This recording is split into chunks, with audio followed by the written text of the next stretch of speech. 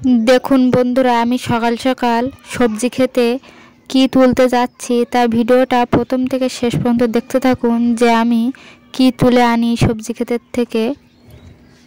আর সবজি খেতে দেখুন সবজিগুলো কত সুন্দর হয়েছে। দেখুন বন্ধুরা আমি কি তুলছি। আর এটা হচ্ছে থানকুনির পাতা। তা আমি এই থানকুনির পাতাগুলোকে কেটে কেটে তুলে নেব আর ডালগুলোকে শিকড় সমেত রেখে দেবো, তাহলে এখান থেকে আবার কষাবে।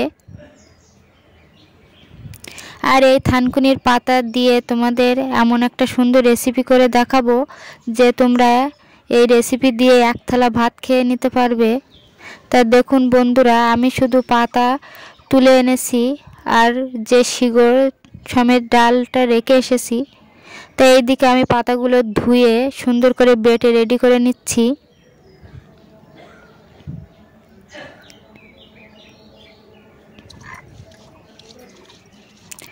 আর এর সঙ্গে আমি দুটো কাঁচা লঙ্কা দিয়ে দিচ্ছি।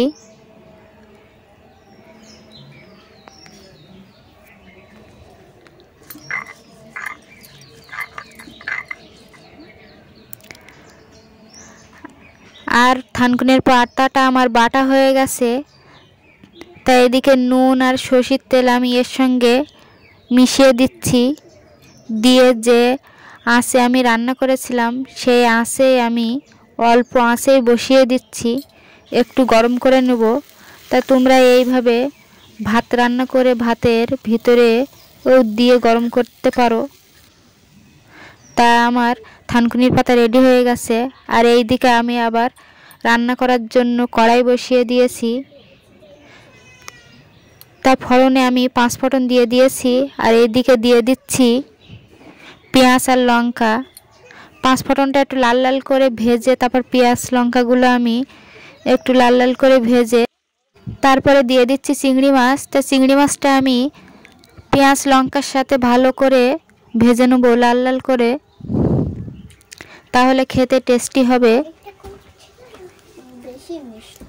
আর এইদিকে আমি পরিমাণ মতন নুন দিয়ে দিচ্ছি।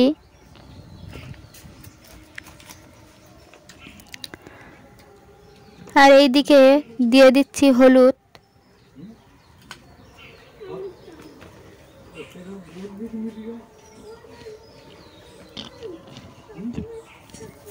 নুন হলুদ দিয়ে আমি মশলার সঙ্গে চিংড়ি মাছটাকে সুন্দর করে ভেজে নিচ্ছি, যা যেন টেস্টি হয় সেই জন্য। তো এবার শাকগুলোকে আমি অল্প অল্প করে দিয়ে কষিয়ে নেব।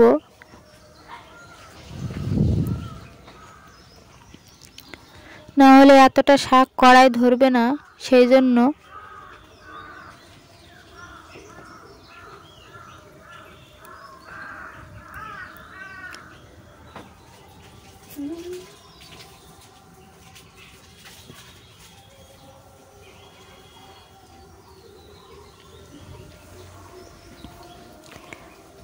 তা দেখুন বন্ধুরা শাকটা কত অল্প হয়ে যাচ্ছে। আর আমি পরিমাণ মতন চিনি দিয়ে দিচ্ছি শাকে।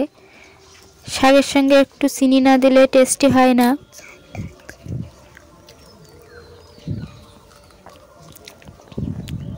শাক আমার রেডি হয়ে গেছে। তা যদি ভিডিও ভালো লেগে থাকে লাইক কমেন্ট শেয়ার আর সাবস্ক্রাইব করে দেবেন। দেখাবো পরবর্তী ভিডিও নিয়ে।